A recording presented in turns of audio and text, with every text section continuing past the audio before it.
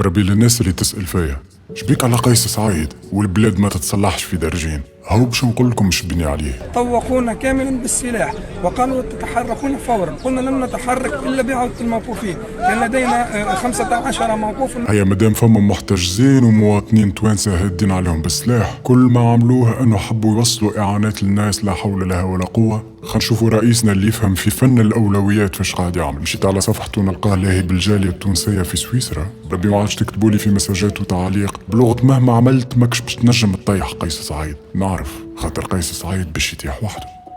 بربي للناس اللي تسأل فيا شبيك على قيس سعيد والبلاد ما تتصلحش في درجين. هاو باش نقول لكم شبني عليه. طوقونا كاملا بالسلاح وقالوا تتحركون فورا، قلنا لن نتحرك الا بعودة الموقوفين، كان لدينا 15 موقوف. هيا مادام فما محتجزين ومواطنين توانسه هادين عليهم بالسلاح، كل ما عملوه انه حبوا يوصلوا اعانات للناس لا حول لها ولا قوه. خلينا نشوفوا رئيسنا اللي يفهم في فن الاولويات فاش قاعد يعمل. مشيت على صفحته نلقاه لاهي بالجاليه التونسيه في سويسرا. ربي ما عادش تكتبوا لي في مساجات وتعاليق بلغه مهما عملت ماكش باش تنجم تطيح قيس سعيد. نعرف خاطر قيس سعيد باش يطيح وحده.